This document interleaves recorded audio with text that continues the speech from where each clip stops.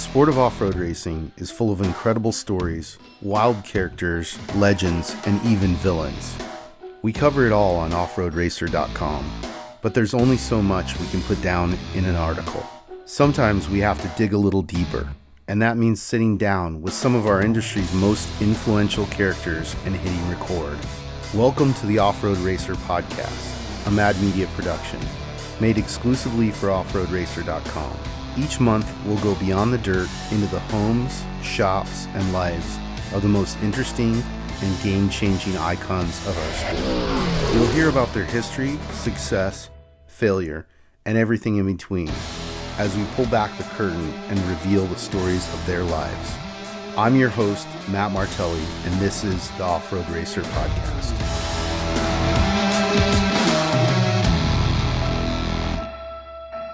I'm Matt Martelli. This is Off-Road Racer Podcast, and I'm here with my my good friend CJ Greaves. What's up, CJ? How you doing, man? Glad to have you here. Dude, I'm glad to be here, man. We were talking earlier with your dad, and I remember the first time I came here, and I don't know, I couldn't tell you how old you were, but you're only about 3 feet tall.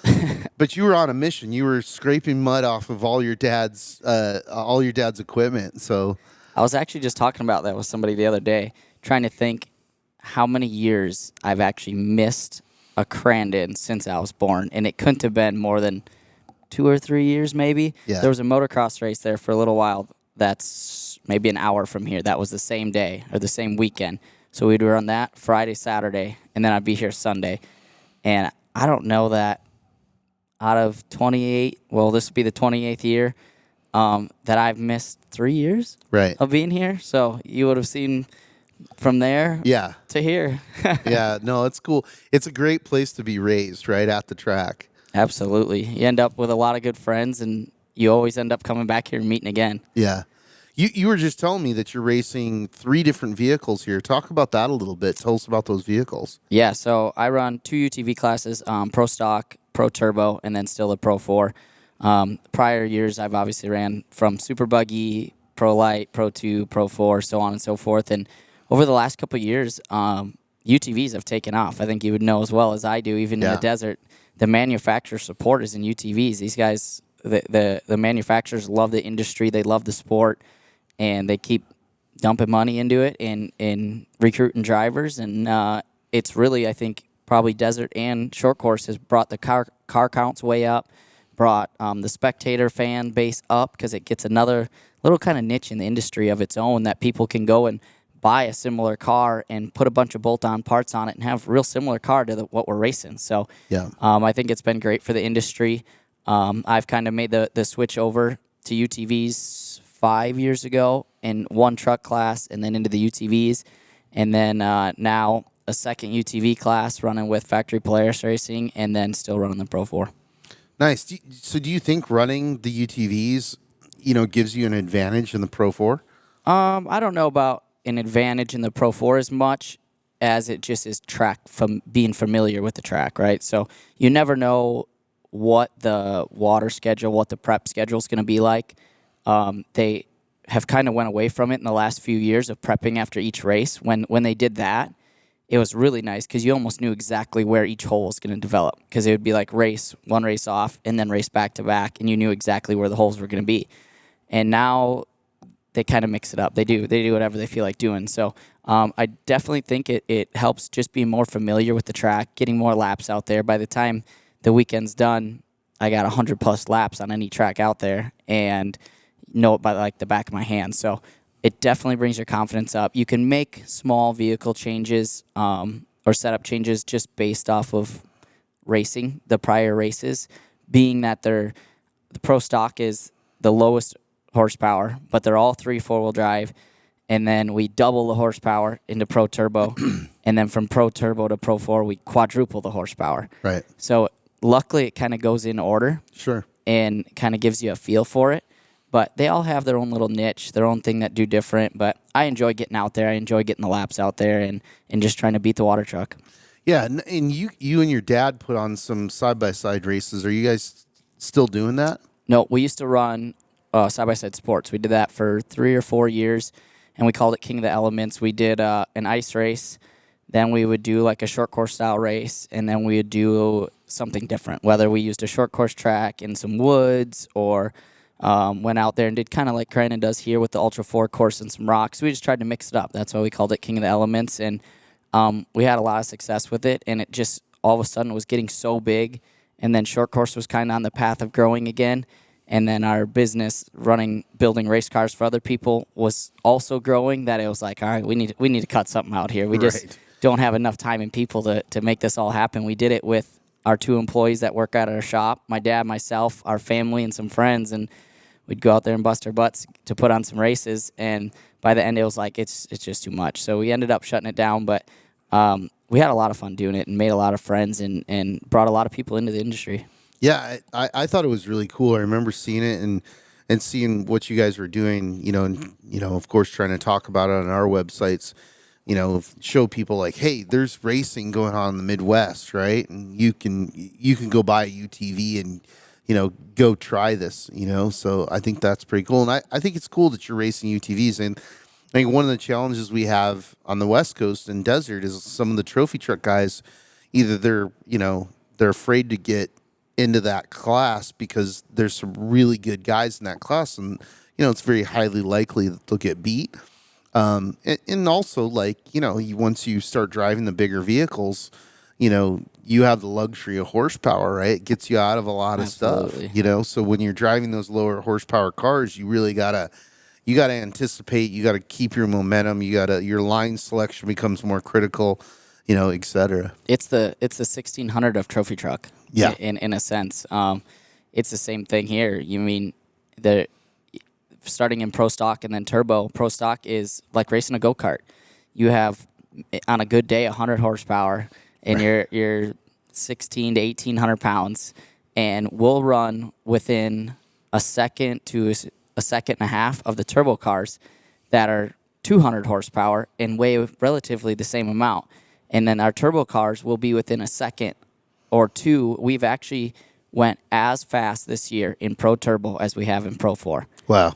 And they're 200 horse compared to 800 horse. Yeah. And it's all just a matter of, like, driving style. You drive them all different. Like you said, with a Pro 4, you have all that horsepower, so you end up coming in way hotter, throwing it sideways, end up killing a little bit momentum, and then you use the horsepower to get you back out of the turn, where you go to, like the 1600 cars. I always remember Rob Mack running a 1600 car in the desert, talking about how good it was to learn lines with it. He's like, you always had to ride the crowns. You're always trying to figure out the best line, the best way to carry momentum in it. And then when you went into a bigger vehicle, it was a lot easier. He's like, you weren't stuck in that one main line. You weren't just kind of doing that thing. You adapted those lines over to a big car and used it to your advantage, that you don't need to come in here at 100 and then go all the way down to 30 to leave from there and try to accelerate. He's like, you can come in at 80, 90 miles an hour and carry 10 mile an hour faster through the turn, and it's actually a little bit better.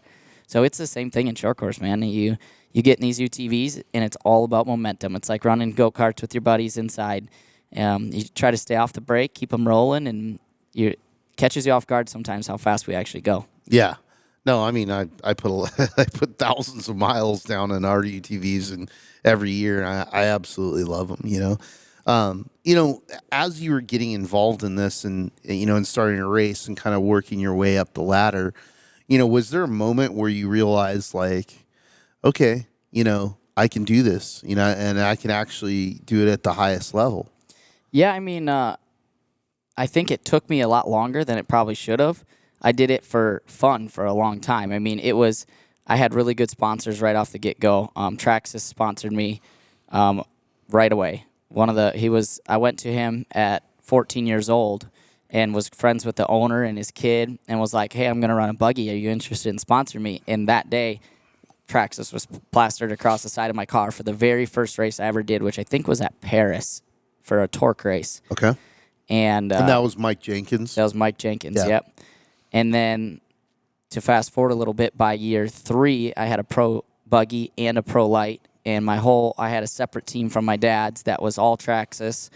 And then Monster slowly kind of came on board throughout the years there. And then I finally made the switch, probably my 4th year in, when I got out of a super buggy back underneath my dad's tent and ended up going all Monster Toyota, and Traxxas stayed on it for quite a while. But then as we started their team growing, our team growing, and button heads, it just doesn't always work out. But I was very fortunate to have them as a sponsor right away, right out of the get-go, willing to put that trust and budget into me to go see what happens. Like, let's gamble it and let's see what happens. And for the first couple of years, it was like, you knew it was a work in progress, right? You knew there was an effort being put towards you. You had to be able to perform, but I was so young that it was, I mean, I had 3 16th birthdays to be able to race.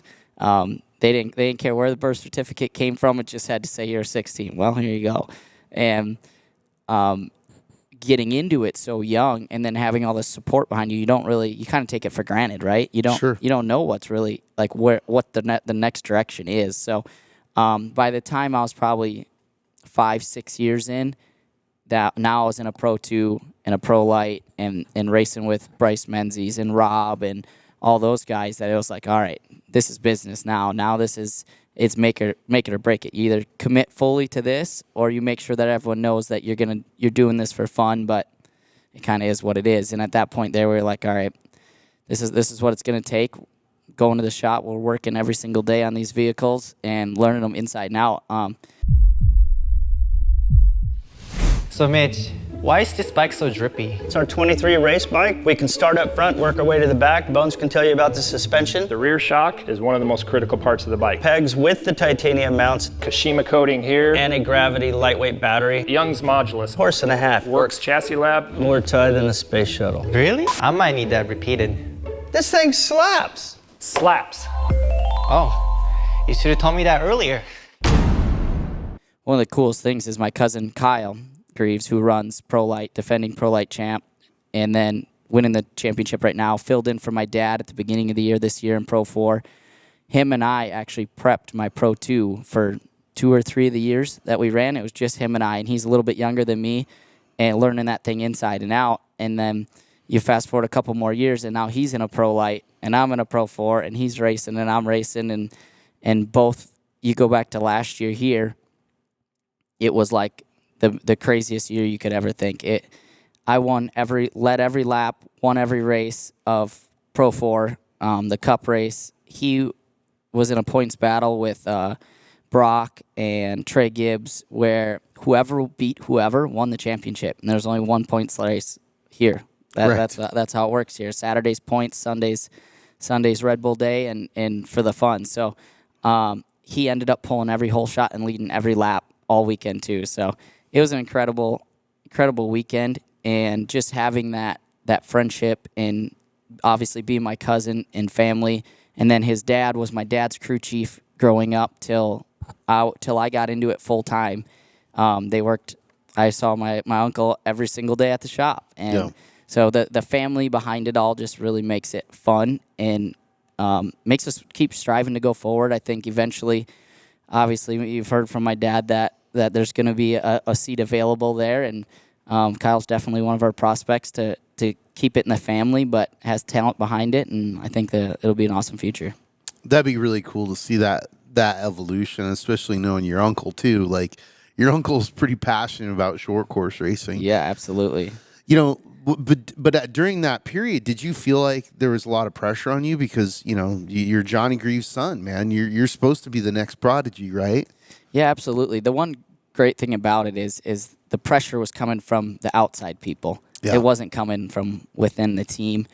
There was never a point that my dad was like, you either have to do this or you're done, or whatever. Yeah, or it's not going to work. It's not like the football kids who they're like, all right, you have 2 choices. Either you move out and take your name off, you know, or you become a champion, right? Yeah, so luckily I never had that. My dad was always, if there's any point that you feel like you don't want to do it, that's fine. Right. But you got to go find what you're going to do then, because you're not going to do nothing. Right. So luckily, as long as you were able to funnel the pressure and energy in a good way of like, all right, long as I do my thing, all this energy, all this pressure from the outside people, you can use that. You can use that for hype. You can use that as to your advantage on just keeping your mindset right. And that's what I was able to do throughout it. And I know a lot of people that struggle in that area, and I always have just looked at it as any energy is good energy. I mean, take it, funnel it whatever way you got to make you drive deeper, make you have just put your hands in the dirt and make it happen. I mean, that's a really good attitude, a very mature attitude for somebody who is going through that process at your age. Did you think though, like, did you think you could take it this far? I mean, you're now how old are you now? 28. 28. At 28, you're already a multi-time champion, right? Like, did you think like, oh yeah, cool, I'll compete. I'll be able to game, but like, be able to go out there and do what you're doing now, like dominate, And let me preface that question with like, also, you didn't get just handed a working car. You had to prep, you had to build cars, you had to learn the whole dynamic of it, So didn't that seem overwhelming? Like, man, like this is all this, I got to figure all this out. I think coming from motocross, it felt second nature. I mean, motocross is so training demanding and takes, like when you're getting ready for Loretta's, we're in the Midwest. We don't get hot weather. You got to train twice as hard to try to be ready for that heat there. That's when I made the switch to off-road. I was old enough, I was 14, to know kind of what's going on. You know what I mean? I came from something that was super, super demanding to something that's just pretty demanding.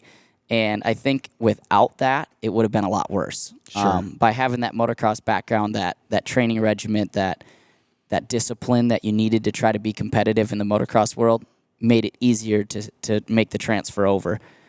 So that helped the most. But to kind of answer your question about, like, did I think I would be here? I didn't really know where I was going to be. I didn't know where I was going to fit in. It was more of a, let's just ride with it and see what happens. And I've been really fortunate that my mechanic, Devin, he started with me. He started as a volunteer before I switched to my dad's team and was volunteering there. And then when we made the switch over, I think he only volunteered for 1 or 2 years before we ended up hiring him full time. Right. And he's been with me ever since. Yeah. So it's been the same guy, him and I, working through it ever since. So I think that really helps. And even with my dad and Brad, they've been together since long before I was ever even into racing. Brad and my Uncle Kurt almost got into it. My Uncle Kurt knew Brad from Peterbilt and brought him on. Right. And that relationship alone, that's one thing I always try to tell people. One of my good friends is Johnny Holcher, who races short course and about anything else out there. It's really important to have like that go-to guy, right? That one guy that you can trust to do whatever you need it to be, and he's going to accept however you do that day for what it is. He's never going to get mad at you and be like, man, you suck today. I don't want to work on your shit or anything like that. It's going to be like you come back and it's going to be like, well, we didn't have a great day. What do we got to do to make it better? Sure. And you can sit down together and talk about the race and talk about the truck, and you have to be able to trust what they're telling you, right?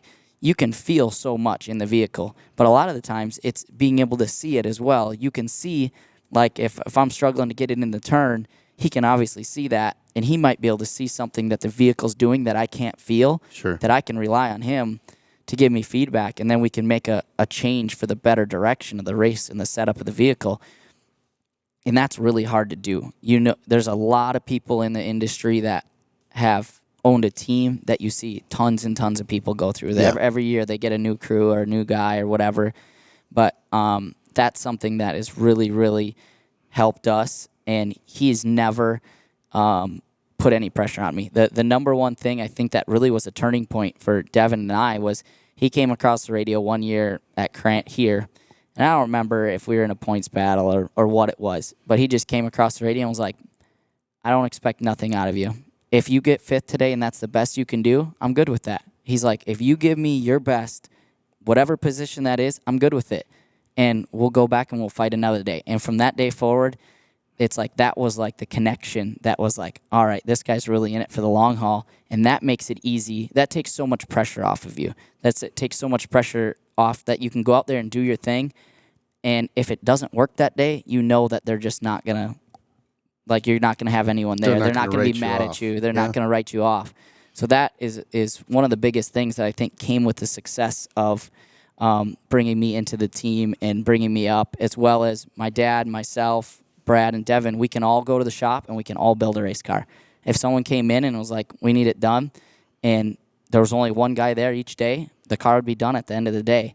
So that mentality and having that in your back pocket really makes it a lot easier to come here and race. Because if I crash it, I know exactly what it takes to fix it. So when you're out there making decisions on the track, sometimes you're making ones that you're like, should I be making them or not? But you always have in the back of your mind, like, I know exactly what it takes to fix this thing. Where I think that's where a lot of our success in our team has come from. Sure. Where some of these teams that don't have a driver that knows anything about it, they don't know what it takes to fix it. So they just drive it all out. If they wad it up, they bring it back, they push it in there, and they say, well, have it ready for tomorrow. Right. So it's a combination. It really takes knowing the through and through, from building them to prepping them to having that guy in your ear behind you, supporting you, to your whole team, to continuously be able to come back and be competitive. All right, Chase, number 23, it's 2023. This championship's yours. Let's show these guys what's up. Easy, boys. It's not over yet. Big dog still gotta eat. Whatever you say, big dog. Seriously? These fools think I'm pride? They know the deal.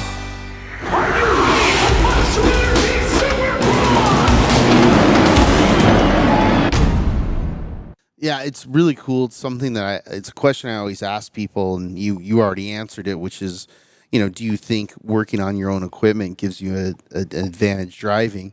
And 100%, I know the answer is yes, because you can feel the car and you're like, okay, this is what's going wrong, or this is the setup is wrong, or whatever, and then, make those adjustments. Or if you're not making those adjustments, you can tell your crew, like, hey, here are the things that we need to fix, right? And I think that's it's really cool in general, but I think it's also really cool and special with you guys, because it's one thing in California where you've got hundreds of shops that have that knowledge base, but up here there's only a handful, right? It's you guys, it's the Kincaids, a few other people, and that's it. So I think that's really cool that you're able to share that information and to build your squad, to build your team. Yeah, and that's something like we're all about trying to help other teams get into the industry. Just recently, we were up at Bark River testing some UTV stuff with a good sponsor of ours, Race Driven, and he happened to let a Pro 2 guy race there, or come test with us. And he's new to the class and not competitively up front. He has his days that he runs up front, and everyone's like, man, where'd this guy come from? And I just so happened to be watching him, and I'm like, has anyone ever tried to help you with your suspension? No one's ever said nothing. We don't even know where to go or who to ask. I'm like, all right, well, let's work on some stuff today. I'm like, let me get my stuff done, and we'll come over here and help you. And my dad's really good with suspension. He's done it forever. And then we started working into his program, and I ended up driving his truck that day, and then being able to give him 2-3 major changes that he could do that are going to make the truck drive a lot better and easier to drive just in general. And that was something that really hit for my dad and I that day, going, if there wasn't a couple of us out there willing to help, this guy, he may go one more year. He's a guy that's probably funding 90% of it himself. He does it because he loves the sport, right? Those are the people we need in it. And if I wouldn't have driven his truck, he would have thought that this is just how they drive. And who knows? He may go another year. He may not. He may go 2 years and go, I'm not competitive. It ain't good. Sell his truck. The next guy might buy it, not know anything, right? Drive it and go, this thing sucks. I'm not any good at it. And then sell it and get out of it. And now we lost 2 people in the industry that were willing to spend money to come race, to have fun, when really all it took was someone with a little bit of knowledge to go back there and go, hey, man, this thing, like, but you need a background, right? You need to, like you were saying, work on a vehicle. Sure. The biggest thing I noticed when I jumped in it right away was his servo was so heavy and so slow to steer. I'm like, I don't even know how you keep this thing from spinning out. He's like, you got to be able to one-hand this thing. These things snap loose. You're trying to fix everything on a spur of a moment, right? And this thing is so slow, I can't even correct it when I drove it. And if it wouldn't have been, one, my dad bringing me up going, you need to know all the ins and outs of this vehicle, top to bottom. That's the first thing. And then secondly, our team always willing to help other people. I was able to tell him what to order, where he can get it, ordered it up, went and raced it, and was like, oh my God, that made my life 10 times easier out there. Yeah. And gives him that little bit of motivation, like, all right, maybe it's not me. Maybe we got a little bit to learn here within the truck and everything else. And it goes back to right from the beginning of being able to know through and through, like what, whether there's a noise, a vibration, you got hit, you feel something move, and being able to come back and tell somebody that so that the next race your stuff's 100% again. Yeah, setup is everything, right? But I also think that that's very cool of you guys, and something that we need to do more in our culture is share that information with people, because you're going to figure it out on the track. But it's also one of those things where there's people out there who wouldn't have done that, who would have looked over and went, that guy's a competitor. It's black and white, whatever. I'm going to covet this information. And that's one of the things we've seen in desert racing is that the equipment's gotten better. The information has gotten easier to get, right? And so now, people can go get a championship car and get it and drive it and go like, wow, This thing drives good. It drives good, and I'm not a terrible driver, right? Whereas before it was just like and I would see these guys and I'd walk over and go, hey, who's your crew chief? Who's this? You should talk to this guy. Unfortunately, I can't get every guy who comes into the sport and guide him in the right direction. But we sure as hell give it hell. But no, that's really cool. So what do you you're looking at your career right now, and you're in a very good position, both with UTV racing and with short course racing. What do you want to do next? I've always wanted to run pavement, like a Daytona, or not Daytona, or 24-hour Le Mans style racing. I love short course. I love the UTV industry. I'd really love to stick with Polaris for many, many years and be involved with some of the new products coming up. And I think the evolution of UTVs is not going to stop, right? You see more and more stuff coming out. Those Pro Rs are serious. Yeah, absolutely. And you can go buy a toy right now that you can take about anywhere and go have fun. And that's what it's all about. That's what's going to keep our sport growing, the industry growing. I love short course and Pro 4, obviously. With being a part of Toyota, I'm going in December to shoot a commercial with them on some of their new vehicles coming out. So I'm really excited to be in the industry and really outside of racing, just being able to be a part of some of the background or behind the scenes of some of these manufacturers is really the end goal, right? Sure. You want to be able to go back and be able to go to Polaris and go, look, here's a couple little things that we can probably do to make your production vehicle even better yet. Yeah. And it's free knowledge. We're already part of the team. We put in probably twice as much effort as anyone other outside of racing. Right. And you have us already. Let's share some of this information, and maybe it can go into the production world, and it helped me, it helped you. Then when the next production vehicle comes out, it already has something that we've been running on it that works good. It's one less thing the consumer has to buy. It's one less thing that the racer has to buy.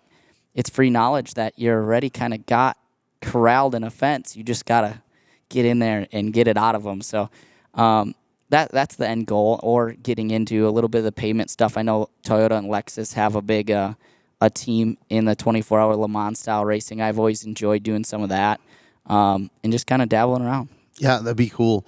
It'd be cool for you to show up to Le Mans and kick some guy's ass and then have them go where did this guy come from? And it's I'm over in the stands going, off-road, right? Yeah. It's fun for me to see the success of some of the drivers who have crossed over into pavement racing. Haley, obviously, and a handful of other guys.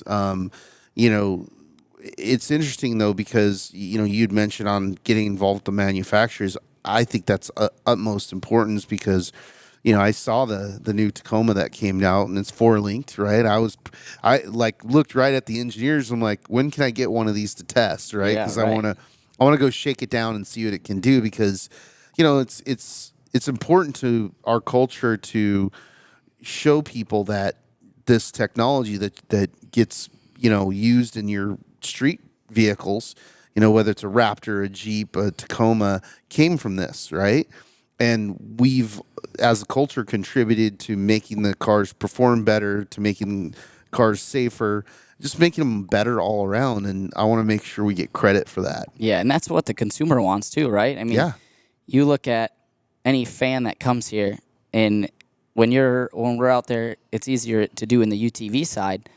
They're out there talking about, all right, I want to go trail riding next week, and I'm in the market. I want to buy something. They can watch almost every manufacturer run around here and walk up and look at the cars and talk to the people and be like, what do you guys do to these things? Like, what is it all about? Whether they're trying to race it or not, just having those people there, right? And then being able to know, like, racers are running these things. And one day, if I ever wanted to, I could make this into a race car, or just knowing that there's people back there that are putting time and effort in developing these and trying to make them better.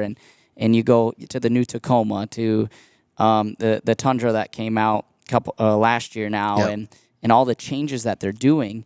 If we were running stock Tundras and Tacomas or whatever out here with a cage and all the safety parts, it would probably be a lot easier to sell them, because people can come here and be like, I can buy that, I can build that, and who knows what I'm going to do with it, right? And not only would it help the manufacturer side, but the industry alone, being able to, a spectator to be able to come here maybe for the first time and go, you mean I can build that, or I can buy that, or you can go to the store and get that UTV, and this company makes all the bolt-ons you're running on it? Pff, I'm sold. Yeah. That's what the industry's all about. Yeah, and it's funny, there is a legacy in particular with Toyota, because, Tommy Morris is getting inducted into the Off-Road Motorsports Hall of Fame. And so we've been doing this video and interviewing a lot of people from Toyota, because his big chunk of his career was running PPI with Cal Wells, which was Ivan Stewart's program. And the interesting thing about that program was the other component that it had to it was their advertising agency was on top of it. So they would go win the Baja 500, and there would be billboards all over the country, full-page ads, TV commercials going, we won the Baja 500. Tundra, what T100 or whatever. T100, right? It was pre-Tundra, right? Yeah. And then video games and, on and on. So they were making sure that everybody knew what they were doing, in the desert, right? And then the early era of short course racing with Mickey Thompson. And in doing these interviews, what it made me realize was that was the entry point for Toyota in America, in which they took over the small truck market, right? And so then fast forward to now, that is a cornerstone of what they've done in taking over the world as the largest automotive manufacturer, right? So there's a lot of different threads there that had to be connected. Absolutely. But that's a big one, right? Yeah. I mean, they still have to make a good product. They got to distribute it. There's a lot of things, right? It's not just because of that, but that definitely was a catalyst. And so, in working with Toyota and Polaris as well, because they make, those, their products are amazing. I can't speak higher of a brand, in terms of, something that rolls off of the factory floor and you can finance it.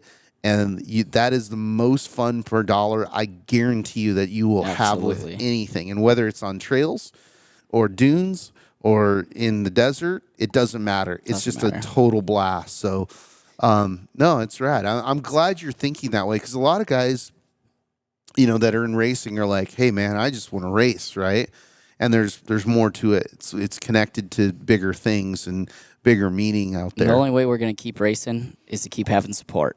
So if we can't keep the manufacturers and sponsors involved, we're not all going to be able to do it. So that's the big picture. That's the ultimate goal there is it's almost like you said, a flashback in time, right?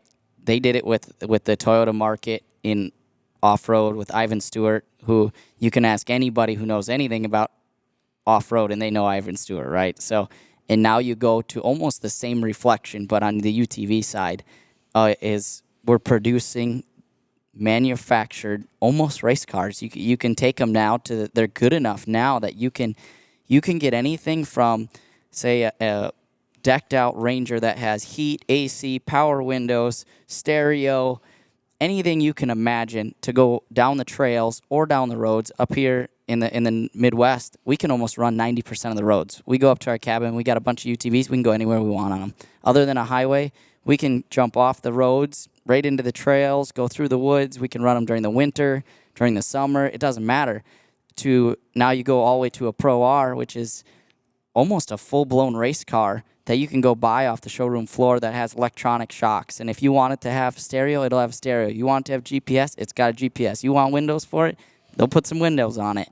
And go out there, and whether you want to go rock crawling with it in, say, the East Coast, or all the way out by you guys to go desert riding with it, and they're doing the same thing. They're marketing almost the same way as they were however many years ago when they were doing that with Ivan Stewart. So it's cool to see all the different manufacturers. Like, are they competing against each other? Not really, because one's a car, a highway vehicle, and one's an off-highway vehicle. One has to tow the other one, by the way. One has to tow the other one.